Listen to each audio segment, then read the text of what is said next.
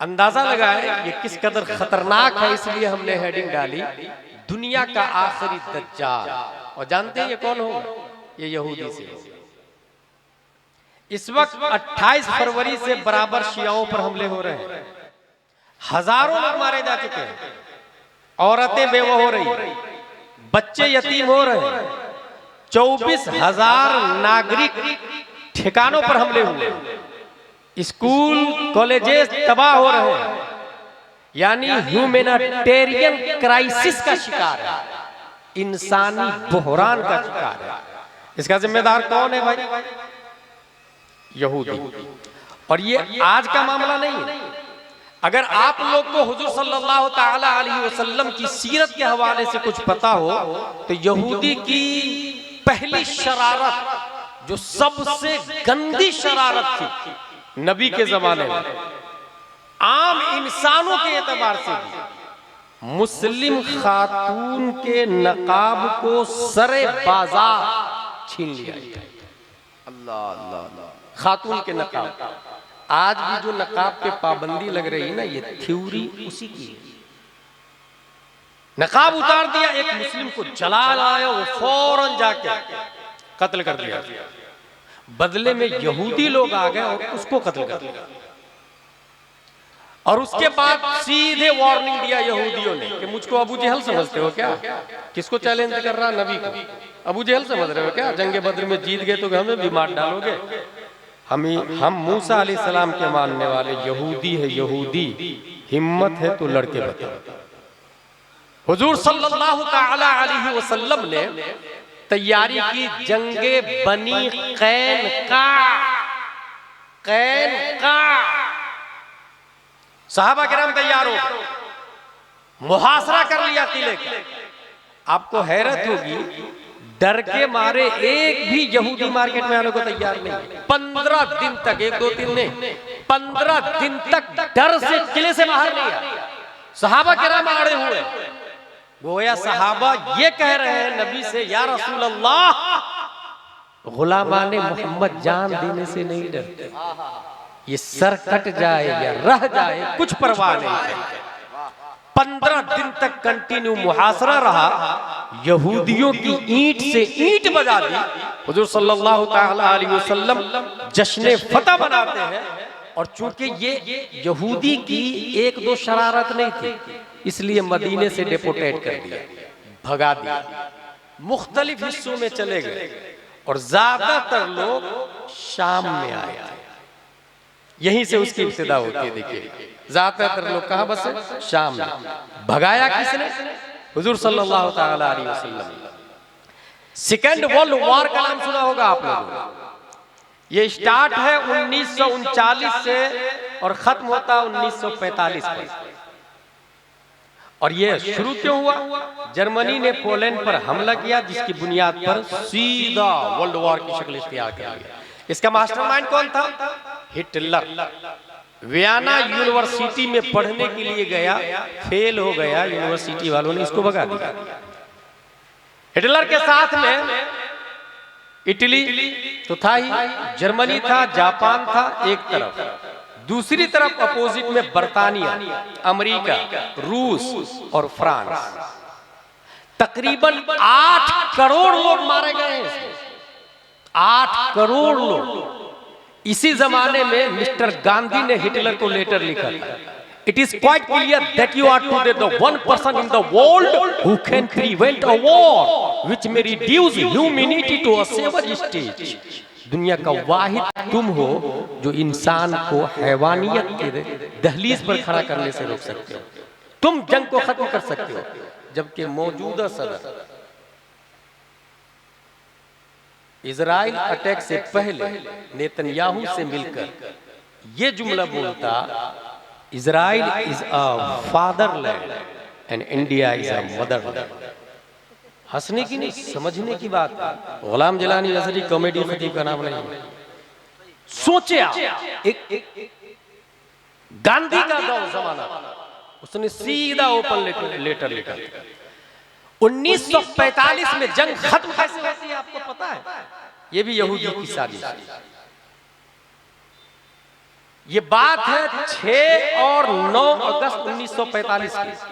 America ने सीधा Hiroshima और नागासाकी पर एटमी बम गिरा था। ये एटमी बम कौन बनाया था? उसका नाम था जे रॉबर्ट ओपनहाइमर। और ये जानते हैं कौन था नदीम भाई? यहूदी। पहली बार दुनिया में एटमी बम लॉन्च हुआ है, बनाने वाला यहूदी। इसलिए हेडिंग याद रखिएगा, दुनिया का आखिरी दज्जाल यहूदी। लाखों लोग मारे गए, बरसों बरस तक जापान में अपाहिज लोग पैदा होते रहे, मुतासिर लोग पैदा होते रहे, जख्मी लोग पैदा होते रहे। और ये साथ क्यों दिया था यहूदियों ने? चूंकि मदीने से नबी ने भगा दिया था। सीधा इसने सेकेंड वर्ल्ड वॉर में डील किया बर्तानिया और अमेरिका से। देख भाई, मैं तेरा साथ तो दूंगा, लेकिन तुम्हें ग्रेट इजराइल बना करके देना होगा। ये डीलिंग होती है, ट्रीटी साइन। ग्रेट इजराइल बना करके देना होगा। जंग जीत गया 1945 में, सेकेंड वर्ल्ड वॉर हुआ। अब बात आई ग्रेट इजराइल बनाने की।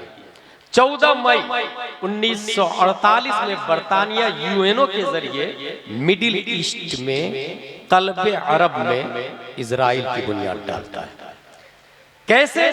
48% फिलिस्तीन को दिया, 44% इजराइल को दिया और 8% यरूशलेम के नाम पर यूएनओ ने अपने कंट्रोल में ले लिया। इस तरह दुनिया में इजराइल का वजूद बन जाता है। ये याद रखिएगा आप, पूरी दुनिया में 1 करोड़ 60 लाख यहूदी है।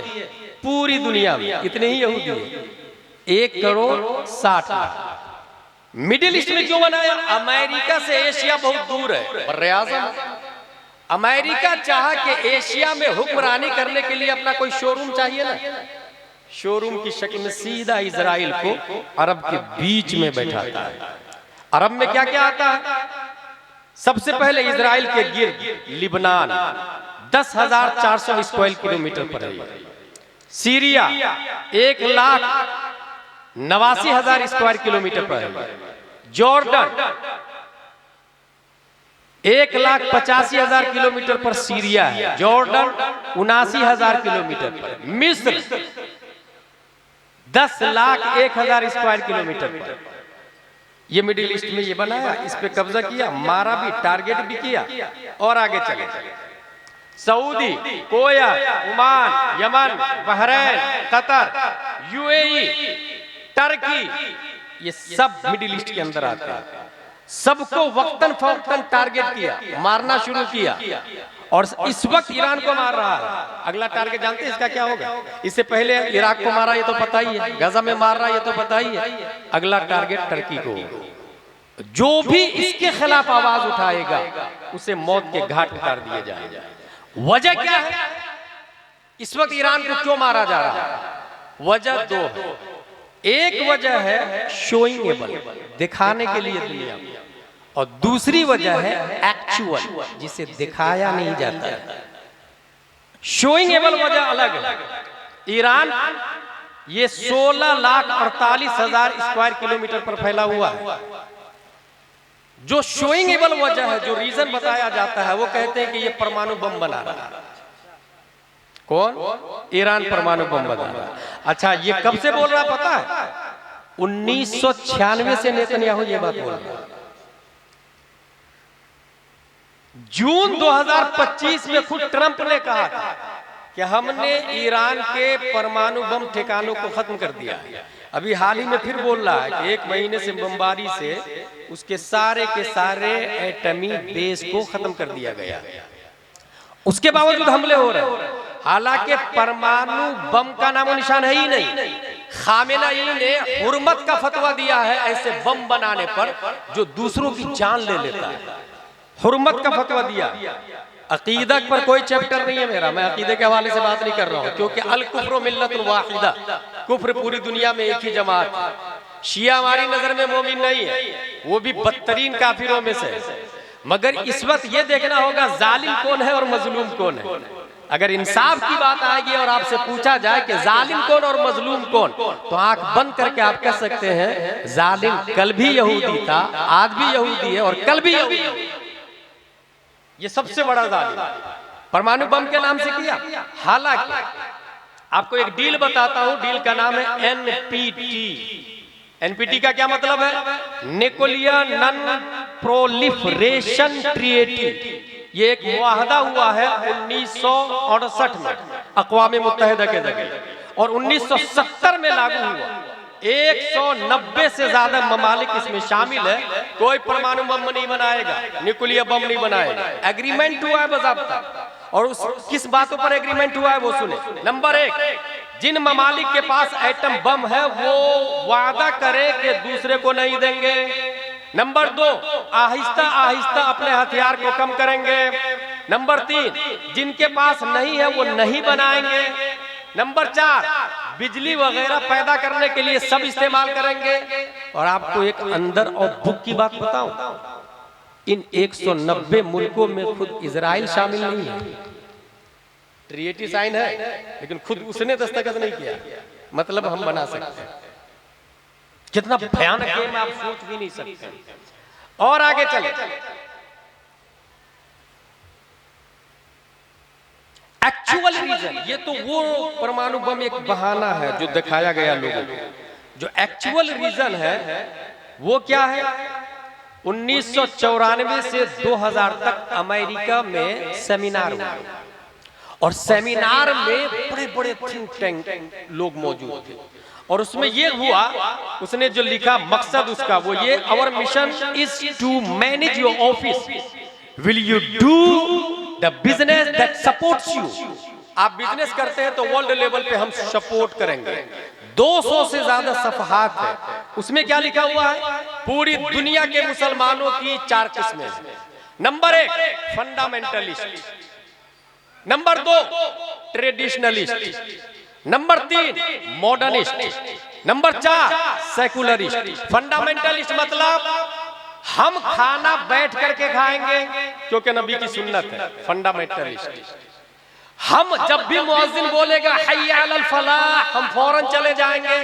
फंडामेंटलिस्ट, क्योंकि नबी ने किया है, नबी ने फरमाया फर्ज है। हम हराम नहीं खाएंगे। फंडामेंटलिस्ट, हम शराब नहीं पिएंगे। फंडामेंटलिस्ट, हम खिंजीर का गोश्त नहीं खाएंगे। फंडामेंटलिस्ट, हम रोड पर सेक्स नहीं करेंगे। फंडामेंटलिस्ट, हम ज़िना नहीं करेंगे। फंडामेंटलिस्ट, हम लिविंग रिलेशन में नहीं रहेंगे। फंडामेंटलिस्ट, हम गर्लफ्रेंड और बॉयफ्रेंड के चक्कर में नहीं रहेंगे। फंडामेंटलिस्ट, जो भी इस्लाम पर अमल करेगा वो फंडामेंटलिस्ट है। कौन बोल रहा है? अमेरिका का सेमिनार। नंबर 2, ट्रेडिशनलिस्ट, ये जो मस्जिद में मौलाना लोग और मदरसे में टूटी चटाई पर बैठकर जुमा के दिन या दरसगाह में वो बात करते हैं जो 1400 साल पहले नबी ने मस्जिद नबवी की चटाई पर बैठकर किया था। मस्जिद नबवी की चटाई पर बैठकर नबी ने किया था। फासला देखे 1400 साल का। मगर आपकी मस्जिद का इमाम जब हदीस बोलता है तो जबर जेर पेश भी नहीं बदलता है। मदरसे का मुदर्रिस अगर बुखारी और मुस्लिम पढ़ाता है तो एक नुक्ता को भी घटाता नहीं है। ट्रेडिशनलिस्ट, ये लोग बहुत खतरनाक है। अमेरिका बोल रहा है ये दोनों बहुत खतरनाक है। कौन दोनों? ये आलिम और फंडामेंटलिस्ट आबिद, जो इबादत गुजार मुत्तकी परहेजगार है वो, और ये जो उलमा, क्योंकि ये सीधा उर्से बशीरी वाले को, वैशाली और बिहार वाले को 1400 साल पहले 571 ईस्वी में अब्दुल्ला की पीठ से आमिना के बतन से मकामे बैदा पीर के दिन सुबह सादिक जो प्यारे मुस्तफा पैदा हुए थे और उन्होंने थ्योरी जो हदीस और कुरान की शक्ल में दी, ये मौलाना उर्से बशीरी वाले को नबी से भी देते हैं। इसलिए ये बहुत डेंजर है। इन दोनों को कमजोर किया जाए, ये उस बुक में लिखा हुआ है। वीक किया जाए। उसी कमजोरी का नतीजा है जो हमारे यहाँ नजर आता है। 5000 मस्जिद के इमाम साहब से देंगे, ये उसी कमजोरी का नतीजा है। 10,000 से ज्यादा नहीं देंगे। एक मजदूर 300 से 400 500 बल्कि 1000 रुपया कमाता पर डे। 1000 महीने का 30,000, मगर इमाम की तनख्वाह 10 से 15,000 होगा।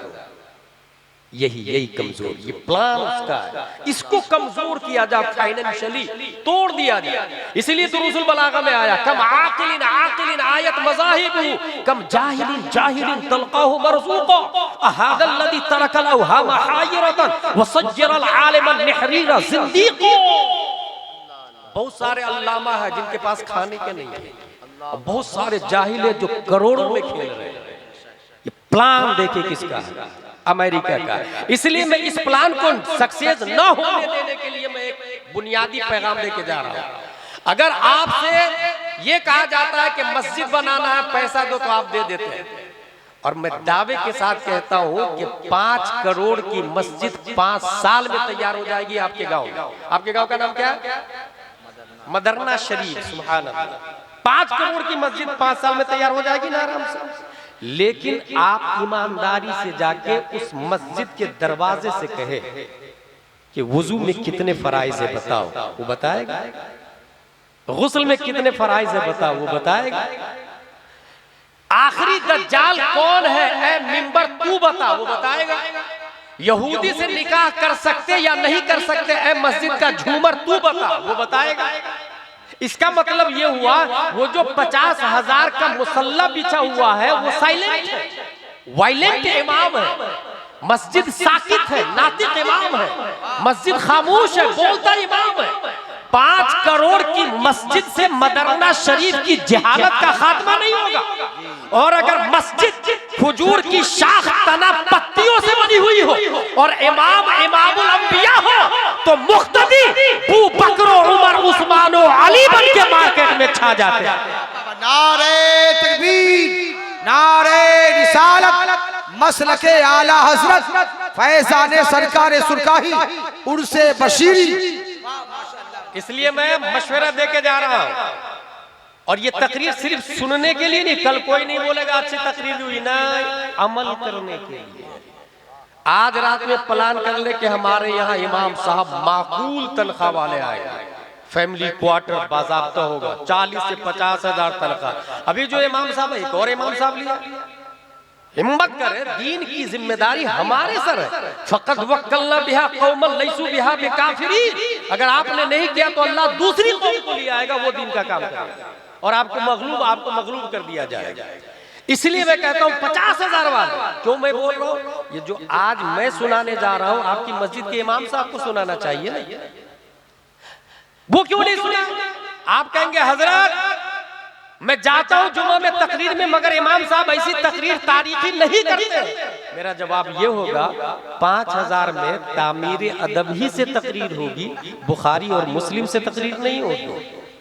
बुखारी और मुस्लिम से तकरीर के लिए 50,000 का इंतजाम करे, फैमिली क्वार्टर का माकूल इंतजाम करे। इमाम साहब विथ वाइफ विथ चिल्ड्रेन रहेंगे और उनको घर के अखराजात से बेनियाज कर दे, ताकि जैसे सहाबा किराम अल्लाह व रसूल की राह में घर की परवाह नहीं करते थे, आज के आलिम को भी अगर फाइनेंशियली बेनियाज कर दिया तो वक्त के अल्लामा अरशदुल कादरी को आज भी जन्म दिया जा सकता है, आज भी जन्म दिया जा सकता है। इसलिए मेरे भाई ये बुनियादी बात को ज़हन में रखिएगा। फंडामेंटलिस्ट 3-4 किस्में किया, ट्रेडिशनलिस्ट। तीसरी किस्म देखिएगा मॉडर्निस्ट। अमेरिका बोलता है ये मॉडर्निस्ट को फरोग दो। मॉडर्निस्ट क्या होता है?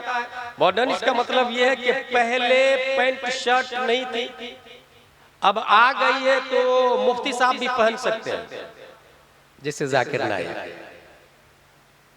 पहले टीवी नहीं थी, अब घर में टीवी है तो कोई बात नहीं ना, देख सकते हैं। पहले फिल्म नहीं बनती थी, अब हॉलीवुड बॉलीवुड टॉलीवुड है तो देख लेंगे ना।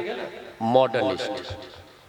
पहले मोबाइल नहीं था, आप नमाज पढ़ रहे हैं, नमाजी में रिंगिंग हुई, मोबाइल को निकाला अना फिस्सला और रख दिया। मॉडर्निस्ट। नमाज बातिल भी नहीं हुई। ये कहना है अमेरिका का। अमेरिका बोलता है ऐसे लोगों को पैसा दो और आगे बढ़ो, सपोर्ट करो। अगर एक मुल्क वाला उसको निकाल देता है तो दूसरे मुल्क वाले उसको नेशनलिटी दे देते हैं, सिक्योरिटी दे देते हैं। जिंदा दलील सलमान रश्दी, तस्लीमा नसरीन, सबको आप देख सकते हैं। चौथी किस्म किया है उसने सेकुलरिस्ट, ये सबसे खतरनाक है और ये आपके गांव में भी हो सकता है। सेकुलरिस्ट का क्या मतलब होता है? अगर हुजूर बशीरुद्दीन अलैहि रहमा का मजार शरीफ आ गया रास्ते में, अस्सलाम वालेकुम हुजूर, आगे बढ़ा और उसके बाद टेंपल आ गया, Ram Ram. That is secularist, इसी को सेकुलरिस्ट कहते हैं।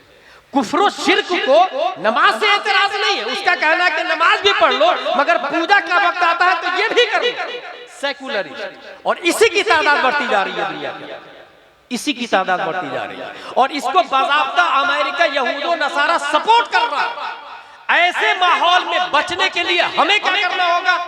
उसके लिए सीधी बुनियादी बात यह है कि अपने बच्चे को आपको दीनी तालीम देना है।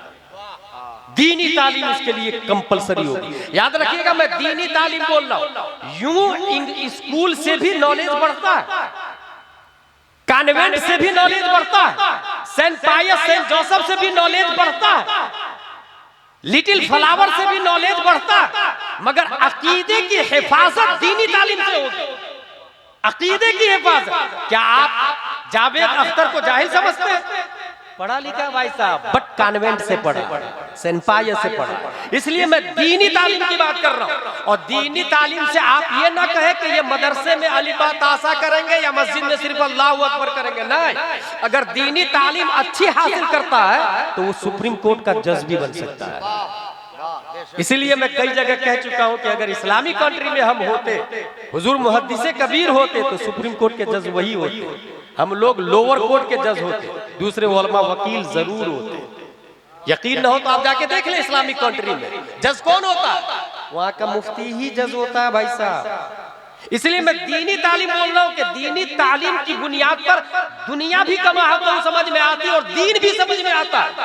एक जिंदा मिसाल दे दूं, 1856 ईस्वी, तारीख को याद करें, 1856 ईस्वी में एक साइंटिस्ट ऑस्ट्रेलिया में पैदा होता है। 25 साल पढ़ाई करता है और पढ़ाई करने के बाद दुनिया को एक कॉन्सेप्ट देता है, there are 3 kinds of personality, id, ego, super ego. इंसान के अंदर 3 सिफतें हैं। इड पहली सिफत, ईगो दूसरी सिफत, सुपर ईगो तीसरी सिफत। इड का मतलब क्या होता है? The impulsive pleasure seeking part of the mind that operates on the pleasure principle. It is the oldest and most primitive part of the mind representing the biological foundation of personality. ये id है। इंसान देखा गुलाब जामुन खाना हराम है या हलाल, don't mind, इसको कहते हैं इड। बच्चे को, बच्चा रोया, दूध चाहिए, किस पोजीशन में माँ है, डोंट माइंड, वो इसकी परवाह नहीं करता, इसको कहते हैं id. Ego, the conscious realistic part of the mind that operates on the reality principle. It is the part of the mind that mediates between the id and super ego. ये जो ईगो है ये हलाल और हराम की तमीज करवाता। नहीं यार अभी टाइम नहीं यार, ये गुलाब जामुन अपना नहीं है, ये दूसरे का, हम पैसे लेके खरीद के खाएंगे। ये औरत अपनी बीवी नहीं है, पराई औरत है, इसको नहीं देखेंगे।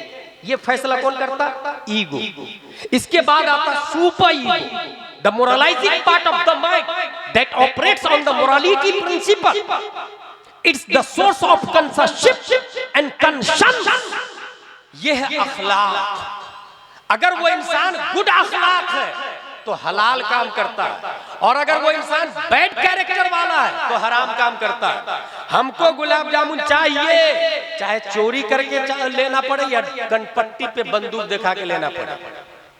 अगर वो हलाल तरीके से लिया तो भी सुपर ईगो है, हराम तरीके से लिया तो भी सुपर ईगो है। जिस तरह अखलाक की 2 किस्में हैं, ऐसी ही सुपर ईगो की 2 किस्में हैं, good super ego, bad super ego. Good अखलाक, बद अखलाक, उम्दा अखलाक वाला और बुरा अखलाक वाला, ये 3 सिफतें बताई उसने। किसने? Sigmund Freud. कहां कराने वाला? ऑस्ट्रेलिया। जब ये सिफत बताई सीधे गिनीज बुक में नाम आ गया उसका, साइंसदानों में शुमार होने लगा, नोबेल प्राइज मिला, क्योंकि दुनिया के अंदर एक नई सिफत उसने बता दी कि इंसान की बॉडी में 3 सिफत है, 3 सिफतें, नोबेल प्राइज गिनीज बुक में नाम। लेकिन याद रखिएगा, पढ़ाई कहाँ किया है? ABCD कॉन्वेंट वाला है ये, सेंट पायस वाला है ये, सेंट जोसेफ वाला भी है ये। आप अलिफ बा तासा को क्या समझते हैं? इस हवाले से मैं बता दूं, सन याद रखिएगा। ठीक उसी साल 1856 ईस्वी में खल्लाके दो आलम ने भारत की धरती पर एक अजीम साइंटिस्ट को पैदा किया। 10 शव्वाल 1272 हिजरी 14 जून 1856 ईस्वी में नकी अली खां की पीठ से सुन्नियों की आन बान शान इमाम अहमद रजा खान, वो 3 साल की उम्र है, सामने से तवाइफ की जमात जा रही है, अपना दामन उठाया, आंखों को छुपाया। तवाइफ ने कहा, वाह रे मियां, जिसे ढांकना था उसे खोल दिया, जिसे छुपाना था उसे ढक लिया, और जिसे ढकना था उसे ओपन कर दिया। वो 3 साल का बच्चा जवाब देता, सुनो, पहले नजर बहकती है, फिर दिल बहकता है, फिर इंसान खता करता। ये 3 किस्में बताने वाला 3 साल का बच्चा अलिफ बा तासा पढ़ा, स्कूल नहीं गया, कॉन्वेंट नहीं गया, सेंट पायस नहीं गया, काका तेरा प्रोफेसर, वाइस चांसलर, केपलर, सरकाली, अरस्तु, स्टीफन कोलॉक, स्टीफन कर्लियोन के मानने वालों, आ जाओ, तुम अपने उलूम व फनून पे नाज मत करना। अलिफ बा तासा कुरान मुकद्दस में जो पावर है, कयामत तक किसी और किताब में वो ताकत आ ही नहीं सकती। नारे तकबीर, नारे रिसालत, मसलके आला हजरत फैजाने सरकारे सुरकाही। इसलिए हमें क्या करना होगा? दीनी तालीम हासिल करनी होगी, दीनी तालीम। इसका अंदाजा इससे भी आप लगाए, जंगे बद्र सुना आप लोगों ने? जंगे बद्र में जो लोग गिरफ्तार हो गए थे, नबी ने फरमाया कि सहाबा को पढ़ाओ, बदले में आजाद हो जाओ। जंगे बद्र क्यों हुई थी? नबी को कत्ल करने के लिए आए थे। नबी ने अपने कातिल को एजुकेशन के बदले छोड़ा। बहुत बुनियादी हदीस बताने जा रहा हूं मैं नदीम भाई। नबी दुनिया में सबसे घटिया आदमी, जो खराब से खराब कहा ना आप अपने शेर में, सबसे खराब आदमी वो है जिसको नबी ने मारा, या फिर वो जिसने नबी को मारा। सबसे खराब आदमी दुनिया में वो जिसने नबी को मारा या जिसको नबी ने मारा, खा वो इरादा ही क्यों किया, क्यों ना किया। रुए जमीन का सबसे घटिया आदमी अबू जहल, उतबा, शैबा। दलील कुरान की ये आयत, इन्नल इंसान लफी खुस्र। जो लोग बचे, नबी ने गिरफ्तार कर लिया और क्या कहा? सहाबा को पढ़ाओ। पढ़ाई के बदले में नबी ने अपने कातिल को छोड़ा, अपने दुश्मन को। इसका मतलब नेतन्याहू, डोनाल्ड ट्रंप ये डेंजर नहीं है, मुसलमानों की जहालत उससे खतरनाक डेंजर है।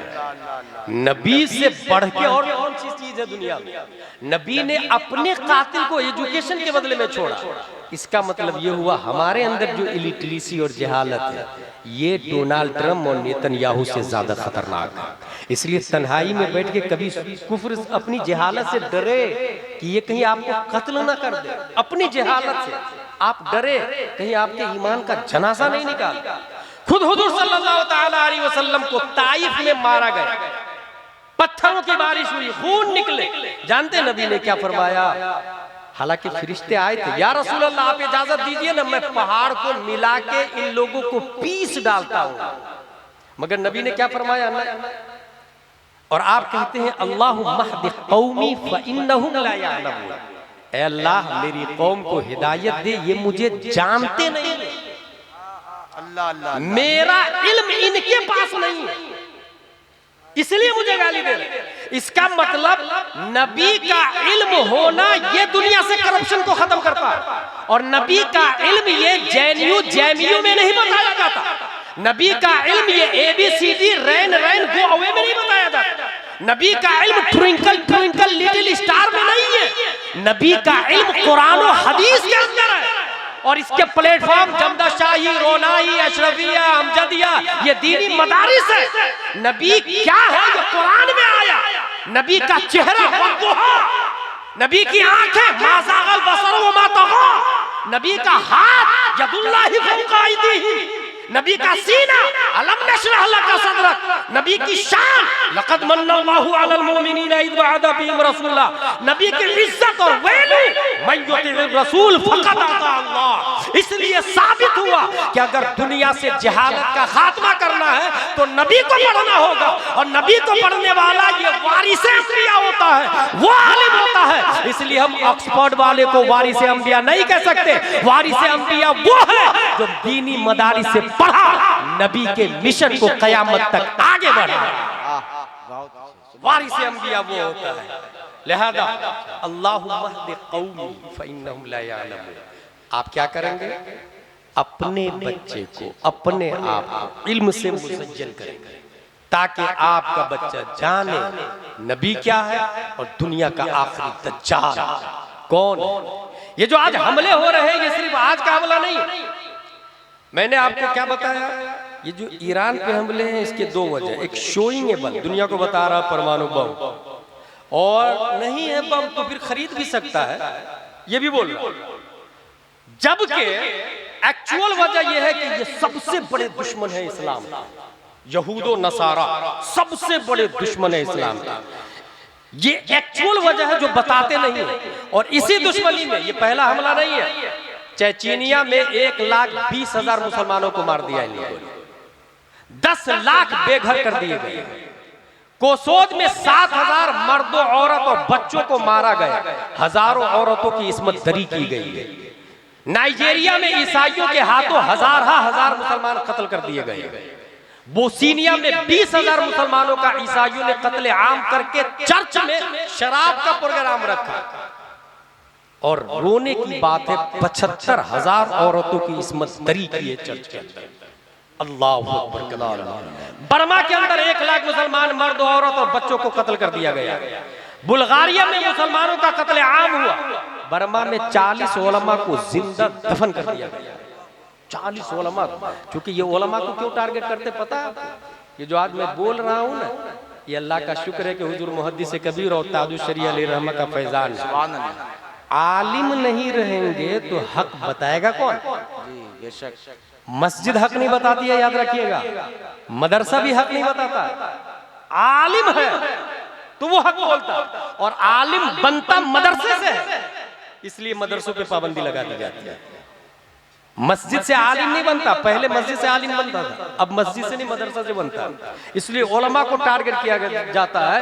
अंग्रेज ने बहादुर शाह जफर से पहले भी हजारों उलमा को मौत के घाट उतार दिया। हजारों उलमा को, भारत की बात कर रहा हूं मैं। स्पेन में 800 साल तक हम थे, जब हमें खत्म किया गया है उस वक्त भी हजारों की तादाद में उलमा को ये लॉलीपॉप दिया गया, आप लोग हज करना चाहते? बोले हाँ करना चाहते ना। बोले चलिए कश्ती पे बैठिए। कश्ती पे बैठाया गया, मदीना शरीफ मक्का शरीफ की तरफ कश्ती को किया गया, 20 समंदर में गर्काब कर दिया गया है उलमाए किराम। अल्लाह। इस तरीके से स्पेन से इस्लाम का खात्मा हुआ। आपको फिक्र ही नहीं।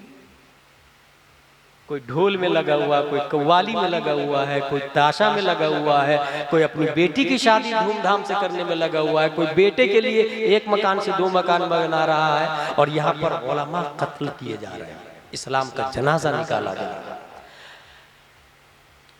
युगोस्लाविया 13,000 मुसलमानों को शहीद कर दिया गया। इंडोनेशिया 27,000 मुसलमानों को शहीद कर दिया गया। फिलीपीन में 3,38,000 मुसलमानों को कत्ल किया गया। अल्बानिया 1 लाख से ज्यादा मुसलमानों को कत्ल कर दिया गया।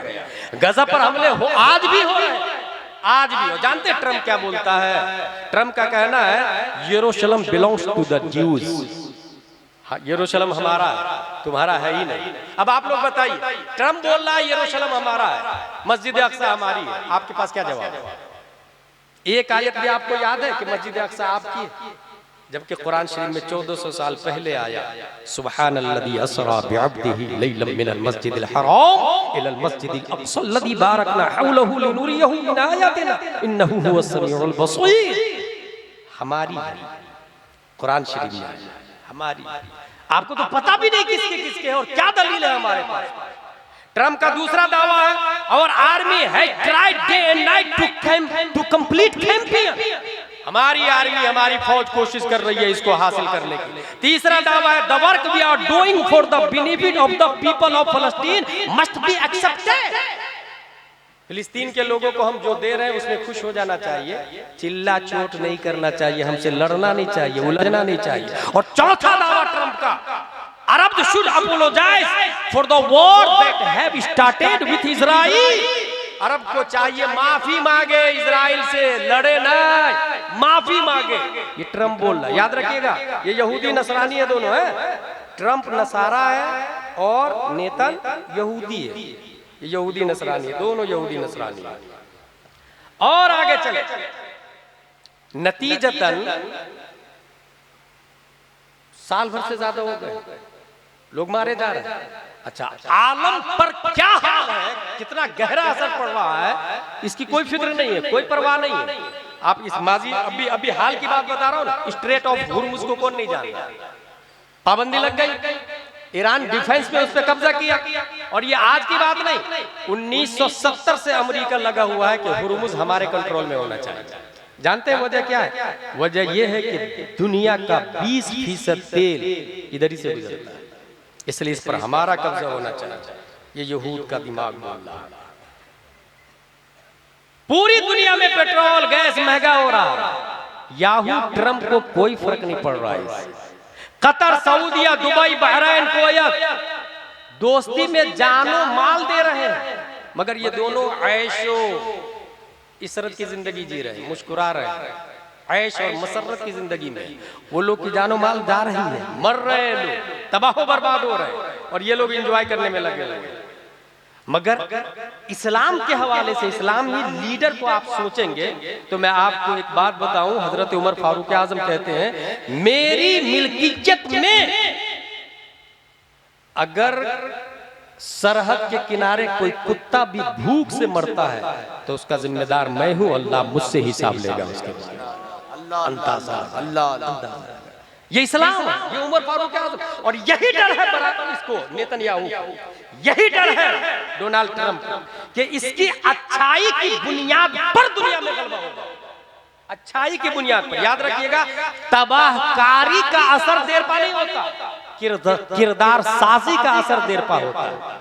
तबाहकारी से इंसानों के जिस्म को जीते जा सकते हैं, मगर किरदार साजी से इंसानों के दिल को जीते जाते हैं, दिल को जीता जाता है। सिर्फ यही नहीं, मैं अदल इंसाफ की एक बात बताऊं नदीम भाई, उमर फारूक आजम के जमाने में एक बच्चा जंगल में बकरियां चरा रहा था, भेड़िया आया और बकरी को उठा के ले गया।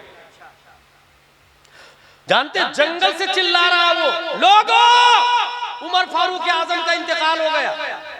कहा तुमको कैसे पता? टेलीफोन नहीं है, फैक्स नहीं है, चैट जीपीटी नहीं है, गूगल ट्विटर नहीं है, इंटरनेट नहीं है, आईफोन, किसी चीज टेक्नोलॉजी का नामो निशान नहीं है। वो के जंगल से चिल्ला रहा, लोगों उमर फारूक आजम का इंतकाल हो गया। कहा तुमको कैसे पता? कहा जब तक वो आदिल हाकिम जिंदा था, जंगल में भी इंसाफ जानवरों में आया। अल्लाह अल्लाह। आज एक भेड़िया मेरी बकरी के बच्चे को जुल्मन उठा के ले गए। अगर आदिल बादशाह मरता है तो जंगल में भी जुल्म शुरू हो जाता है। अल्लाह अल्लाह। अंदाजा लगाएगा, ये जो आज आप अपने घर में जुल्म कर रहे हैं ना, जिम्मेदार डोनाल्ड ट्रंप है, जिम्मेदार हाकिम है नेतन्याहू। असर पूरी दुनिया पर होता है। गलतफहमी के शिकार है आप, क्या आप कर रहे हैं ना, आपका दिमाग किसी और के कंट्रोल में है और आपको पता भी नहीं, किसी और के कंट्रोल में, आपको शऊर भी नहीं है। और आगे चले मैं आपको बताऊं, ये हमले कब तक होते रहेंगे इसके हवाले से सुने। ट्रंप से Iran war to end soon, जल्दी खत्म हो जाए। कौन बोल रहा? Trump. As Israel claim no time limit, जबकि इजराइल बोल रहा है इसकी कोई टाइमिंग नहीं है। और यही वजह है कि इजराइल का विदेश मंत्री बोला है कि हम और डोनाल्ड ट्रंप, यानी अमेरिका और इजराइल, हम दोनों मिलके इसको खत्म करेंगे। और आगे चले, इतना घटिया जुमला बोला है ट्रंप, वो बोलता है they have been killing innocent people all over world for 47 years 47 साल से ये ईरान वाले पूरी दुनिया के मुसलमानों को मार, पूरी दुनिया के लोगों को मार। कौन बोल रहा? ट्रंप। 47 साल से ईरान वाले पूरी दुनिया के लोगों को मार रहा। And now I as 47th president of the United States of America am killing them। 47 साल से वो पूरी दुनिया को मार रहे हैं और मैं 47वां प्रेसिडेंट होके इनको मार रहा हूं। ये किसकी बोली है जान रहे हैं? अमेरिका के प्रेसिडेंट ट्रंप की बोली। कितना खतरनाक, आप अंदाजा लगा सकते हैं? बताएं आप कितने लोगों को मारा भाई ईरान? जबकि परमाणु बम न बनाने पर उसके भी दस्तखत मौजूद है, उसने भी एग्रीमेंट किया, उसके साइन मौजूद कि हम नहीं बनाए और नहीं बनाया। और आगे चले, नेतन्याहू का कहना है the Iran war is not only turning Israel into a regional super power but into a global super power. ये जो वॉर हो रहा है, ये जो लड़ाई हो रही है, इससे इजराइल सिर्फ इलाकाई सुपर पावर नहीं बनेगा, इंटरनेशनल लेवल पे सुपर पावर बनने जा रहा है। इंटरनेशनल लेवल पे सुपर पावर बनने जा रहा है। तौहीद और रिसालत के शहदाई। जबकि इस वॉर से पहले, ये बात है 2020 की, अब्राहम एकॉर्ड हुआ। अब्राहम एकॉर्ड क्या है भाई साहब? एक एग्रीमेंट है, एक मुआहदा है। ये मुआहदा कहाँ हुआ? बैनुल अक़वामी मुआहदा इसराइल और दूसरे अरब ममालिक के दरमियान हुआ। सदारत किसने की है? ट्रंप ने सदारत की है। इसमें क्या कहा? अमन और शांति के साथ रहेंगे, तिजारत और मईशत करेंगे इजराइल अरब के साथ, सिफारती ताल्लुकात कायम करेंगे। ये हो गया। इसी बुनियाद पर अब एक पॉइंट की बात सुनिए। 2025 में कतर ने 747 बोइंग जहाज ट्रंप को गिफ्ट में दिया, जिसकी कीमत $400 मिलियन। 400 मिलियन डॉलर हाथ मिलाया। मिडिल ईस्ट से ये हाथ मिला रहा। क्यों हाथ मिला रहा?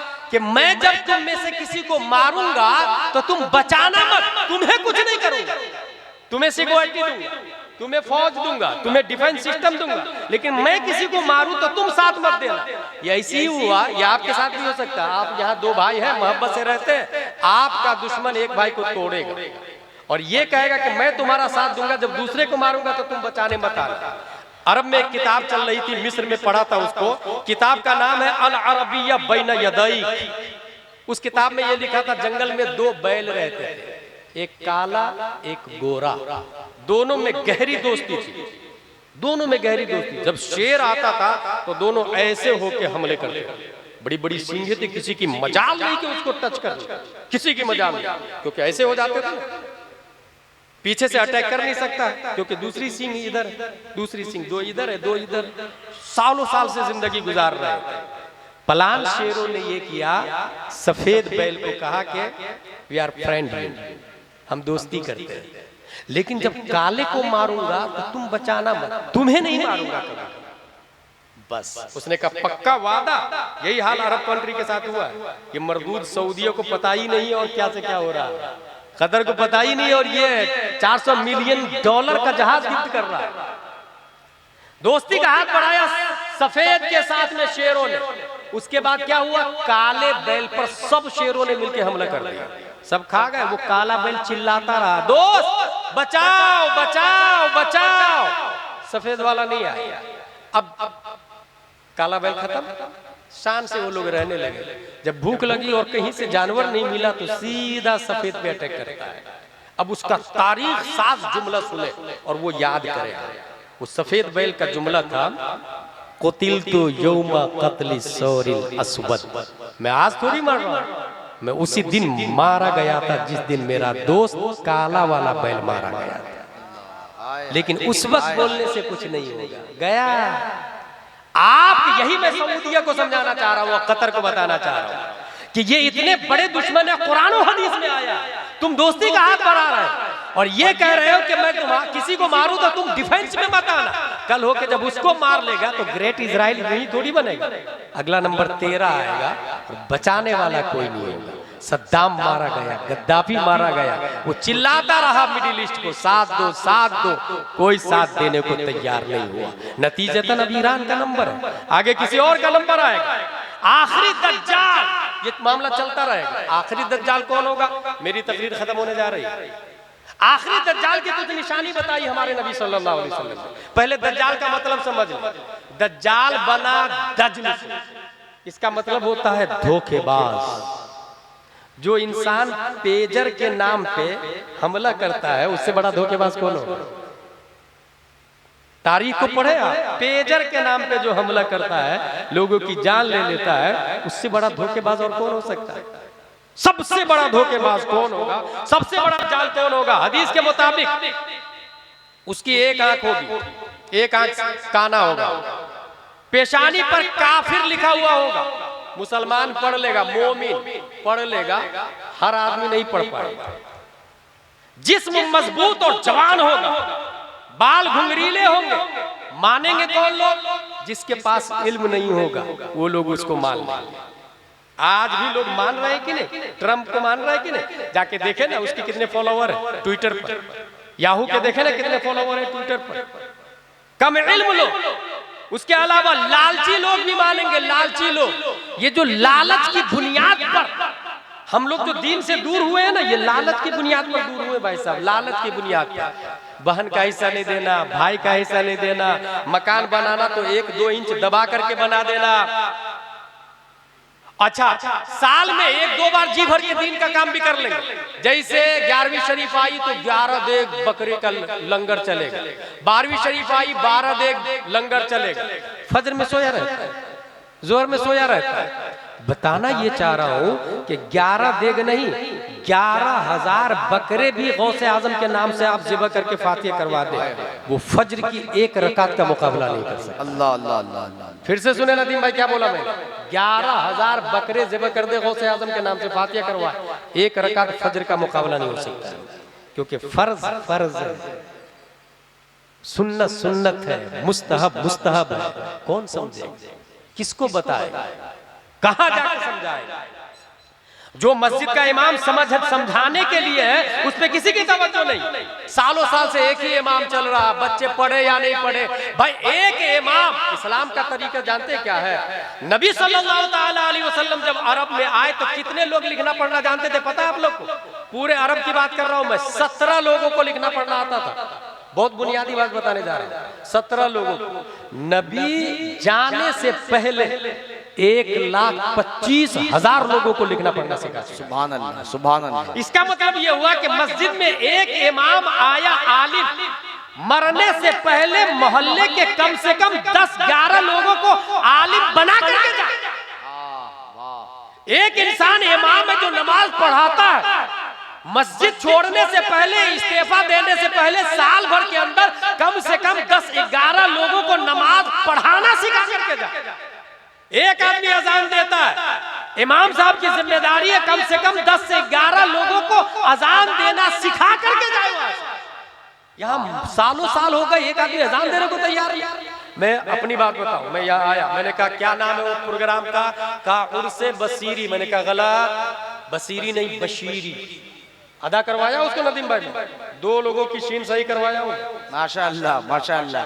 2 मिनट में 2 लोगों की शीन सही हो सकती है, तो 10-15 साल में 10-15 आलिम नहीं बन सकते, नमाजी नहीं बन सकते, अजान देने वाले नहीं बन सकते, वुजू और गुस्ल के फराइज याद नहीं कर सकते।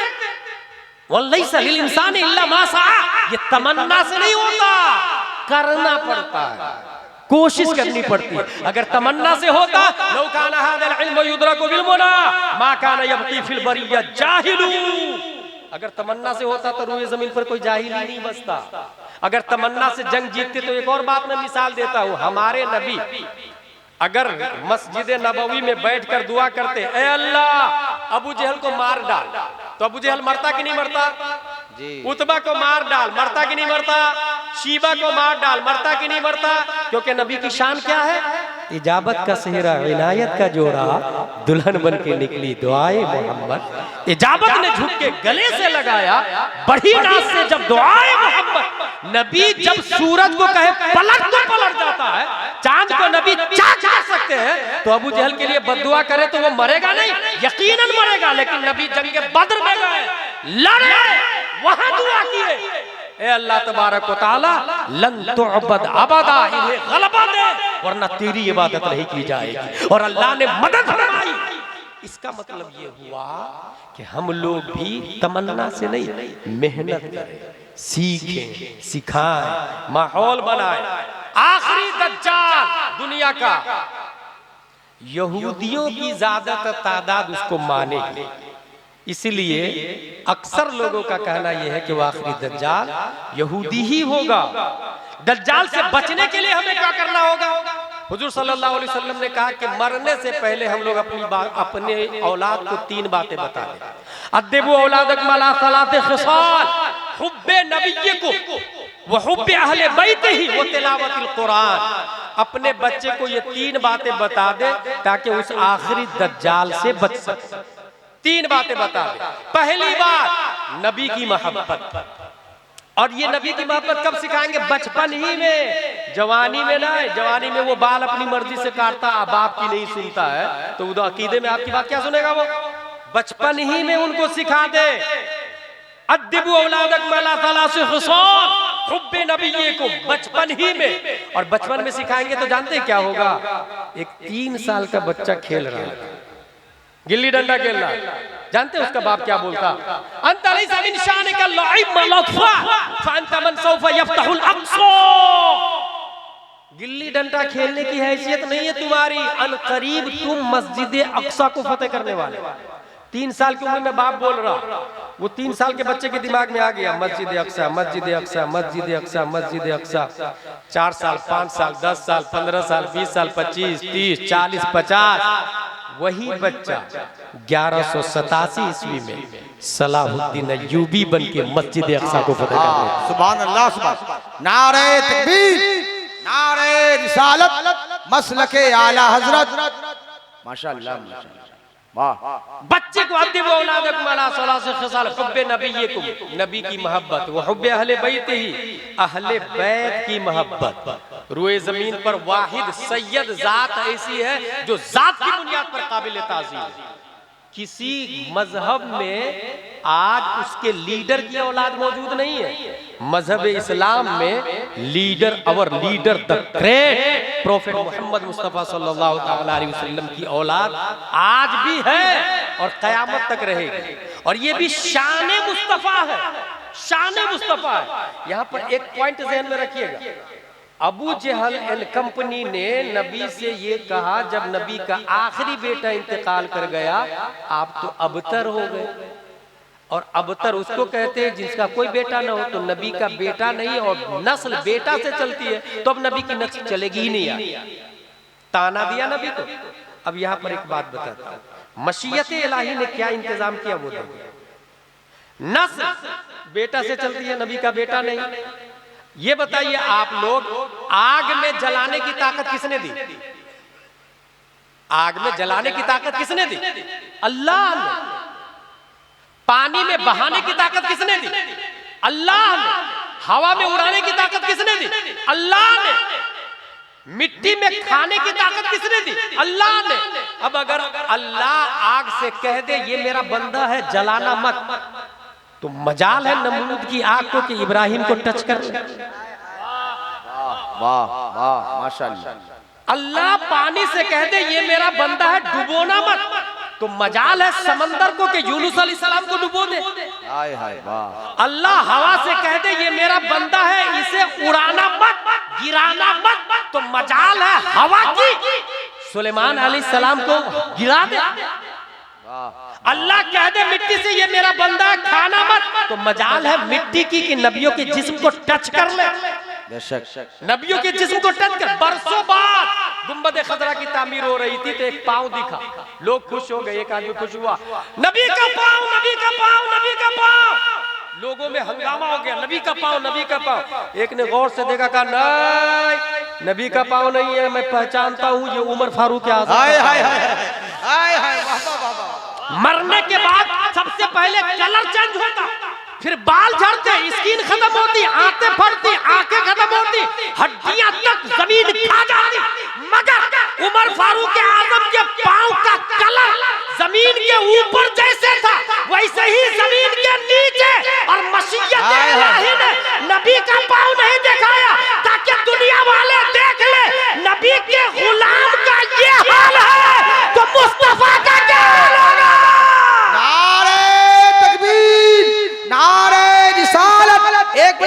हाथ उठाए मोहब्बत से, कहे या रसूल अल्लाह। सब लोग या रसूल अल्लाह, या रसूल अल्लाह। सुभान अल्लाह, सुभान अल्लाह। अब अल्लाह ताला नस्ल को अल्लाह चलाता, बेटा से नस्ल को कौन चलाता? अल्लाह चलाता। अल्लाह चाहे तो बेटी से चलाए, अल्लाह चाहे तो बेटी से चलाए। इसीलिए अल्लाह ने नबी की नस्ल चलाने के लिए फातिमा ज़हरा का इंतखाब फरमाया।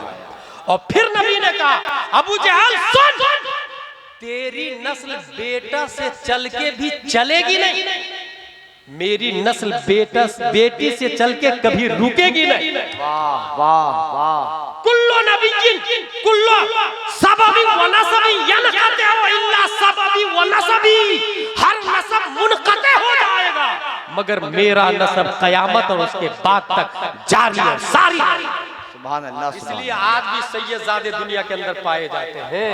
अगर कोई सैयद मिले, हाथ चूमे, सर पे रखवाए, कद्र करे, ज़कात नहीं, ओरिजिनल पैसा निकाल करके दे, मगर हाँ इत्तेबा सैयद की नहीं की जाए, ताजीम की जाए, पैरवी नहीं की जाए, पैरवी उलमा की जाए, पैरवी ताजुश शरिया की जाए, पैरवी मुहद्दिस कबीर और मसलक आला हजरत के उलमा की जाए, ताजीम सैयदों की जाएगी। और सैयद आलिम हो जाए तो डबल ताजीम की जाएगी। सुभान अल्लाह, सुभान अल्लाह, सुभान अल्लाह, सुभान अल्लाह। एक ताजीम खूने मुस्तफा की बुनियाद पर, तो दूसरी ताजीम इल्मे मुस्तफा की बुनियाद। सुभान अल्लाह, सुभान अल्लाह, सुभान अल्लाह। यही मसला के आला, यही मसला के आला हासिल। तो नबी की नस्ल चलती रही। हुजूर सल्लल्लाहु ताला अलैहि वसल्लम आपकी नस्ल बेटी से चली, हजरत फातिमा ज़हरा रज़ियल्लाहु ताला अन्हा से, और क़यामत तक जारी सारी रहेगी। इसलिए अपनी औलाद को नबी की मोहब्बत, अहले बैत की मोहब्बत, और तीसरी चीज कुरान सिखा करके मरिएगा। क्योंकि दज्जाल से बचने का तरीका बुखारी शरीफ में आया। दज्जाल से बचने का तरीका है बुखारी शरीफ, सूरह कहफ की आखिरी आयत है, ये पढ़ना है। अल्लज़ीना कानत अअयुनुहुम फी ग़िताइन अन ज़िक्री व कानू ला यस्ततीऊना समआ से लेकर कुल इन्नमा अना बशरुम मिस्लुकुम यूहा इलैया अन्नमा इलाहुकुम इलाहुन वाहिद फमन कान यरजू लिक़ा रब्बिही फलियअमल अमलन सालिहन व ला युशरिक बिइबादति रब्बिही अहदा। जो सूरह कहफ की ये आयतें, आखिरी 10 आयतें पढ़ेगा, दज्जाल के फितने में कभी वो नहीं आएगा।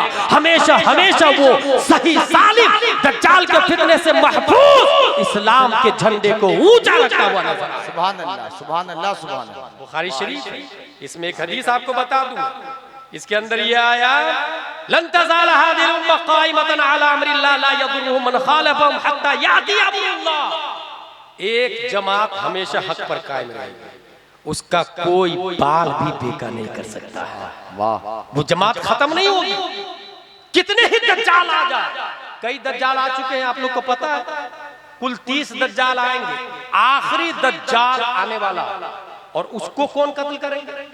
उससे पहले उस एक और हदीस शरीफ बुखारी शरीफ में, नदीम भाई, यहूदी के बारे में आया, दज्जाल के बारे में आया, यहूदी शरारत के बारे में आया। अन अब्दुल्लाह इब्न उमर रज़ियल्लाहु अन्हुमा अन्ना रसूलुल्लाह सल्लल्लाहु अलैहि वसल्लम क़ाल तुक़ातिलुल यहूद हत्ता यख्तबी अहदुहुम वराल हजर फयक़ूलु या अब्दुल्लाह हादा यहूदी वराई फक़ुलहु। ये इतने बदतमीज होंगे कि ये झाड़ के पीछे छुपने लगे, और मुस्लिम ढूंढेंगे इसको। जब पत्थर या दरख्त के पीछे छुपेंगे तो पत्थर और दरख्त बोलेगा, या अब्दुल्ला या मुस्लिम ताल है ना, हादा यहूदी वराई फक़तुलहु। पत्थर बोलेगा, पत्थर वो दरख्त बोलेगा, ये यहूदी है, मार इसको। इतना बड़ा फित्तीन और दज्जाल है, इस तरफ यहूदी लोग मारे जाए, और आखिरी दज्जाल को हजरत ईसा अलैहिस्सलाम मारेंगे, आखिरी दज्जाल। अच्छा, एक दरख्त है जो नहीं बोलेगा, उसी दरख्त की तैयारी कर रहे हैं इजराइल वाले। खेती हो रही भाई, बहुत ज्यादा दरख्त की तैयारी हो रही कि हम इसमें छुप जाएंगे। और आपको हैरत की बात बताऊं, वो दरख्त सबसे ज्यादा पाया जाता है सऊदीया में, और इस बेवकूफ को पता नहीं, दोस्ती करके हाथ बढ़ाएगा, दरख्त कब्जे में लेगा, उसके अंदर छुपेगा, इसको मौत के घाट उतार देगा। अल्लाह, उसे शऊर भी नहीं है। ये कुरान और हदीस के दायरे में बात कर रहा हूं मैं भाई साहब। उस दरख्त का क्या नाम है? गरकत। उस दरख्त का नाम गरकत। मैंने तस्वीर भी है, मैं दिखाऊंगा नहीं।